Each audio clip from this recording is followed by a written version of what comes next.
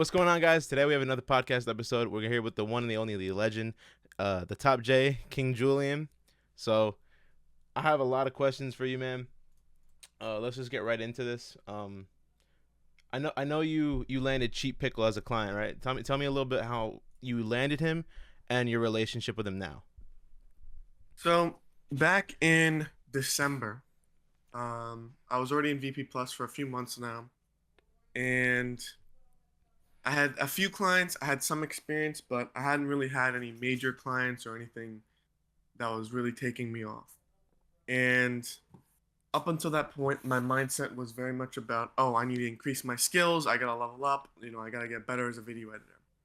And then one week in December, I'm like, holy shit, I was like, I'm done with this. I want to focus on legitimately getting clients. How do I get more clients? Because I'm Yeah, not getting enough attention. I'm not getting nothing's really happening despite me getting better, right? And so I started going into the outreach masterclass on VP Plus, and trying. My goal for that week was, let me learn everything I can about trying to get new clients, doing learning outreach, learning basic sales stuff, and see what I can do within the next week or two. And on day one, I completed the course, yeah, and on day two, I did my first few outreach, and one of them was CheapPickle. And with that outreach, my goal, I had already inserted myself within a Twitter community. It was gaming. I'd been a part of it for a while because I used to be a gamer myself, and I right. used to do all that. So I already knew a lot of the people there. I wasn't known, but I didn't know what to do or where to go. And so um, I made a post. I took one of his YouTube videos, re-edited the first 30 seconds, posted on Twitter, adding him publicly, and within 5 minutes he responded, and effectively I got hired. And as of right now, I worked with him for 2 months, I think, and then him and I had I can go more into the details, Yeah, but him and I had a revenue split deal in which I would take 25% of all the earnings that the video made. right. And needless to say, for those of, I guess a lot of people don't know, I grew him from 20,000 subscribers to over 1.5 million subscribers in like 2 months. And so obviously was making a lot of money because the videos were getting a lot of Yeah, views. And so what he wanted to do, which makes sense to some extent, was he wanted to, like, I was basically making around like 1,000 plus per video. And he wanted to change the deal to make it, oh, he just pays me 500 up front because he wanted to build a team of editors or yeah, whatever, right? And I was just like, no, we're not doing that. yeah. I'm not going to take a pay cut after doing everything I did for his channel and for his brand. Like, he was barely making any money, and then I made him 70K in 1 month. So um but him and I are still like chill. Like, there's no bad blood. I didn't close the door. I'm actually working with his best friend right now still. So um nothing bad with that. Just, you know, stop working with him. Right, yeah. I want to touch a little bit on the getting him to 1 million. So you said you grew him to 20,000 to 1 million. What was that Yeah. like? What was that feeling when you saw the sub count go from 20,000 to 1 million in a month? You said, right? Yeah. The first month it was like yeah, 20K to 1 mil. I think it was so to some extent I had known from the start that I would get him a lot of growth. Like, when I was before I edited the first video, I was like, I told Cheap, I even have the messages. I was like, 100K on the first video is minimum. I was like, I think we can even get a mil on the first video. Yeah, And so I knew immediately, or I knew from the start, that I was gonna be able to grow his channel pretty quickly. The goal was to get him to 200K by the end of the year. That was the goal I had set for myself. To be honest, I had pretty much known from the start that I was going to be able to surpass it. yeah, The extent of which I surpassed it, I was very surprised, because the first video got and is now sitting at like 4 or 5 million views, and every video after that is like 2, 3 million views. yeah. Um, I think I was very happy also because I was getting a percentage of the money, so it was very Right, nice. yeah, yeah. Do you still But have a rev share for those videos that you edited? yeah, I do. so I still get some money. But Okay. at this point, it's not really growing as much because those were like months ago. Yeah. But yeah, I mean, it was pretty interesting because I went from having some things here and there and making some money to all of a sudden in 1 month I was making 10K off of one guy, and on top of that, I was starting to become known and getting a lot more people trying to reach out to me, a lot Yeah. more people trying to work with me because of what I did with CheapPickle and all that stuff. And so it was a pretty hectic switch from just nothing or basically nothing to too much. Right. And you did short form content for him. No, I did long form. Oh, you did I didn't long do any form. short form. I didn't do any short form content for him. Okay. So Purely long form. what makes in your eyes, in your opinion, what makes a good long form video? So I work mostly in the gaming niche, or more I would say like content personality niche, where the game doesn't necessarily have to matter. Yeah. It's more about the personality of the creator, and um and so my ideas of what makes a good video might be very different from, let's say, the finance niche. I know there's a lot of people within VP Plus or a lot of editors in general who work Right. in the finance niche or in like the ads niche, and so it might be very, very different for them. For me, at least, within my own expertise and just in general, I feel like one of the most important things is understanding the pacing and understanding how everything flows together. Because there's a lot of people that have a video where it has really good clips, there's really funny moments, or there's really good entertaining moments, right? Yeah. But they don't understand how to mesh that well together and create something that flows properly. And so the biggest thing for me is understanding the story of the clip or understanding the story of the video, understanding the pacing, how it feels going from one subject to another, and the music, because the music is how you enhance the emotions mostly. And more recently, since the one of my clients is a Minecraft player, there's a thing called replay mod in which you can basically get shots. Like they'll record a session, Yeah. and I can effectively replay that entire recording in the game. So I can get shots from anywhere I like, and I can really get some nice shots. And so also I've been able to recently get like cool, nice cinematic shots for video too. And but yeah, the most important things are just pacing, storytelling, and then music is what really enhances the emotions of everything that's happening that you're seeing on screen. Awesome. Awesome. Um, what led up to your video editing career? Right. So obviously you joined VP Plus. When did you join? September. September. So what led up to September? Hey, I want to work with creators. I want to become a creator. I need to learn editing. What transpired you to become a video editor and join VP Plus? So for a while, since I was like 14, my first goal was to become like a professional gamer, like professional Valorant player or a Siege player. And I was really, really good. I think I got top 500 in both those games. I was really good. At some point, at some point in that journey, I started just posting videos. They're not really good videos. They're just raw, like pretty unedited. I was just learning Premiere Pro. Yeah. This was about when I was 16, so I was just starting to post videos. And at some point, you know, the channel I actually started off on actually did decent in the beginning. It was slow, but also like there was growth, and so that was definitely very motivating. And at some point, I wanted to make the videos better, Yeah. and I wanted to improve upon those things. And so I kind of got into, originally I started really going heavy into After Effects and learning like a bunch of effects and doing some crazy montage type content. And eventually that lended me into Blender and trying to learn like how to make 2D animation stuff. Yeah. And so I was a little bit all over the place in the creative space just because I was like, oh, this looks interesting. Let me start doing that. And this looks interesting. I want to start learning that. Yeah. And trying to just learn as much as possible. And so the gaming stuff just kind of got pushed to the side because I was so focused on trying to learn other creative things.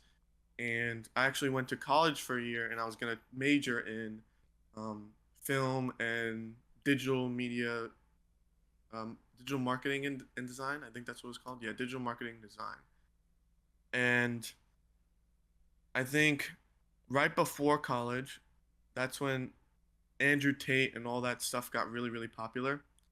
Like when he first got really popular. Yeah. And so I think like right before that, um, I found his course randomly, and I joined it, and I did the affiliate marketing course where all those people were posting TikTok, all that Yeah. nonsense, and I actually did really, really well with that because I did really well. So I did that, and with that, I needed to learn use Premiere Pro and do short form stuff and learn about what makes good content, what's a good clip, how do I get more views, stuff Yeah. like that. And so I started. That's when I really started learning about social media and trying to optimize engagement. I started doing more research and all that.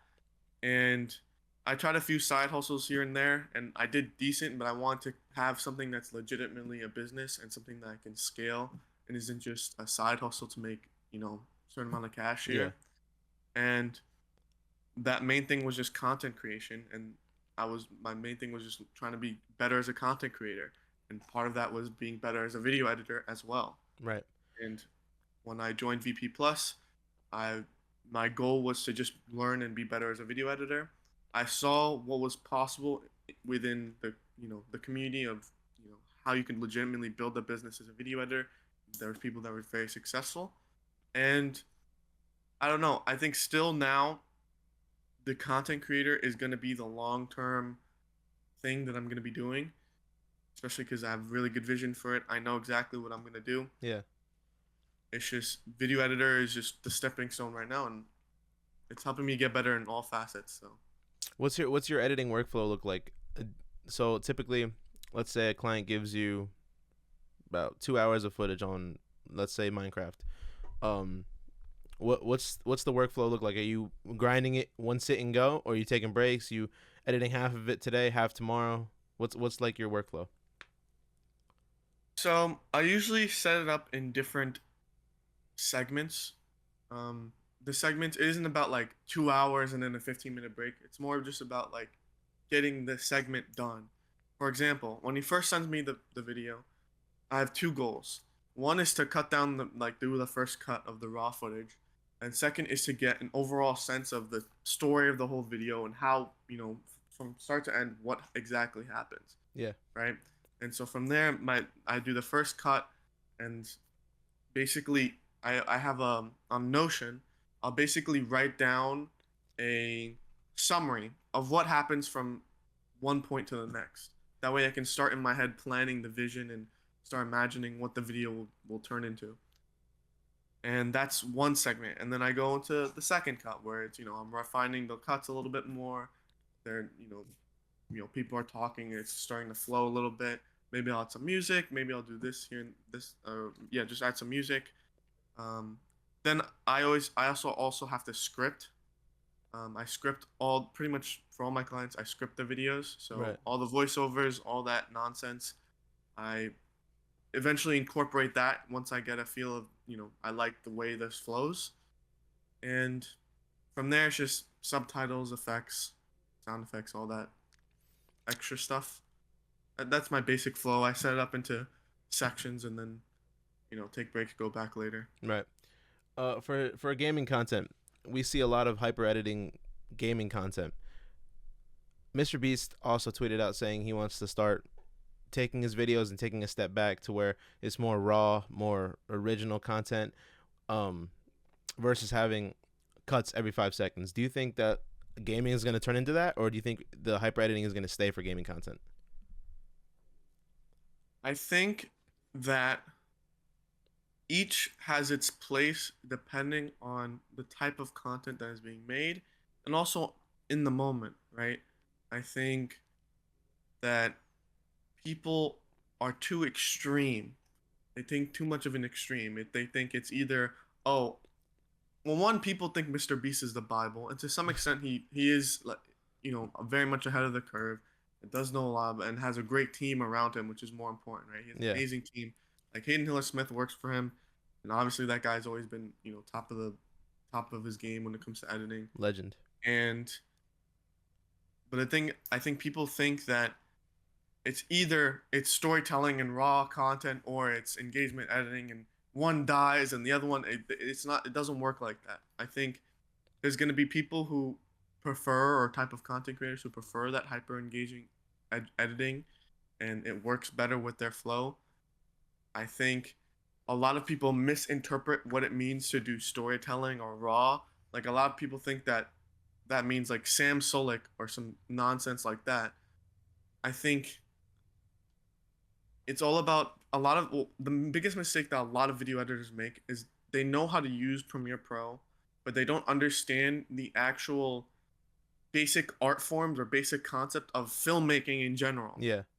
And that is the biggest problem, because people don't understand filmmaking and understand the art of video editing, and understanding, you know, what a J cut is, what an L cut, what shots do what, understanding why you want to do certain music here, or, you know, basics, stuff like that. I think a lot of people need to take a step back from learning all these crazy animations and crazy effects and go more into, you know, actually learning what filmmakers have done in movies, not just video editing or like YouTube editing.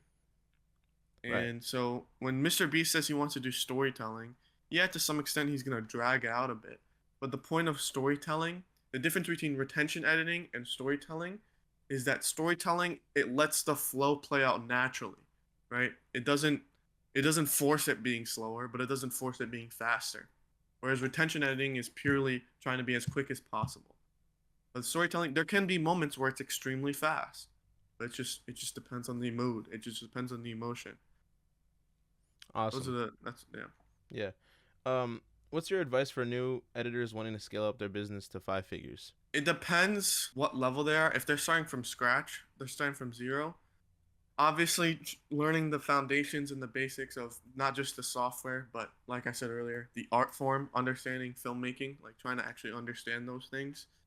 But once you get to a point where you're comfortable with Premiere and you're able to like put out some stuff, I think one of the biggest mistakes that people make, even in the VP Plus community, is that they kind of just post the before and after, or they post their edits without any intent towards that post, right? Yeah. For me, with CheapPickle, that's the best example of this. I've done this other times, but that's the best example. And with CheapPickle, I saw his content on TikTok, because originally he was massive on TikTok but had no YouTube platform, right? I saw his content on TikTok. I then looked at his YouTube channel and said, damn, there's a massive difference between his TikTok channel and how amazing his views are there and how garbage his YouTube channel is. And I knew that my editing style and that my skill sets could easily grow him on YouTube.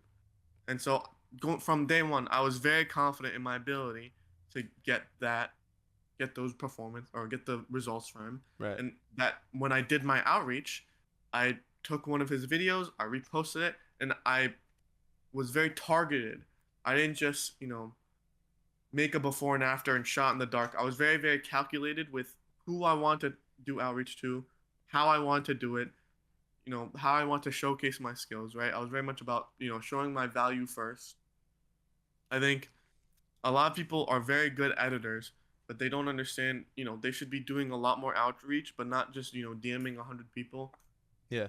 They should be finding creators that they want to work for or that they think they could help, and try their best to, you know, show value as best as they can, and be very, very, you know, calculated with that. I think that's where a lot of people make a lot of mistakes. Right. And from there, it will get easy, because even if you fail with the outreach, especially if it's public, if you do public outreach, don't do DMs. If you do public outreach, even if you fail with the first 2 or 3, you know, attempts, what you'll find is maybe if you don't even get the person you're targeting, there's going to be people that message you who want to work with you. Yeah. And you can get a lot of high quality clients that way. Yeah, I mean, I've seen that firsthand too. Posting like a before and after for a big creator, they don't see it, but then someone else like Yeah. maybe like 100K, 200K subs see it like, hey, I see what you do. I like it. Let's work with each other. Yeah, because the biggest difference between just making a before and after and like doing the VP Plus networking thing, the VP Plus networking thing is great. Yeah. The problem is that people rely on it too much and think that's the end all be all. Whereas realistically, if you're just using VP Plus and like not targeting certain communities or niches properly, then your videos are just circulating through editors, and that's not who you're trying to sign as clients. It's just other editors being like, I love your stuff, but it's not going outside of the community. If you're targeting a different community, let's say I want to work with a fitness brand or a fitness creator like Jesse James West. Let's say I want to work with him, right? If I make a post not adding him or whatever, then he's not gonna. No one in the fitness niche is gonna really see it, right?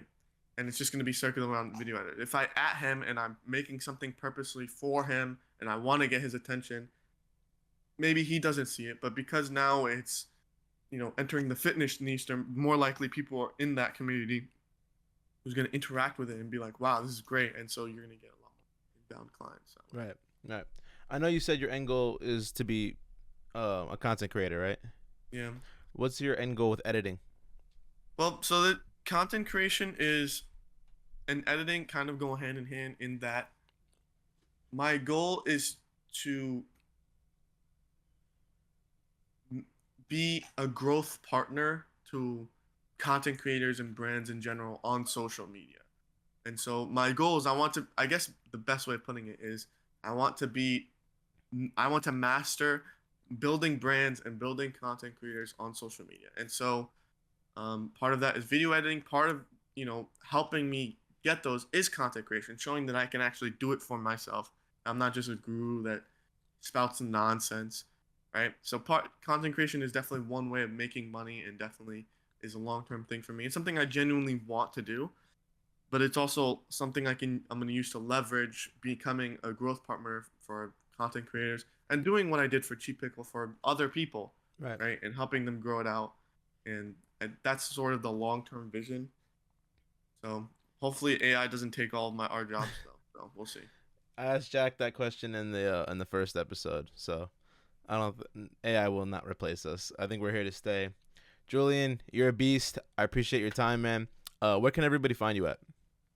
On Twitter, KingJulesT. That's my handle. I appreciate you taking the time. I appreciate you having me on. Awesome. Always a pleasure talking to you, man. I'm excited to see where you go and keep killing it out there, man. I appreciate it. Thank you. I appreciate it. Of course. Everybody, thank you so much for watching this podcast, listening. Make sure you follow both of us on the screen. Leave a like, follow, like I said, and then, yeah, that's been it. Peace out, everybody.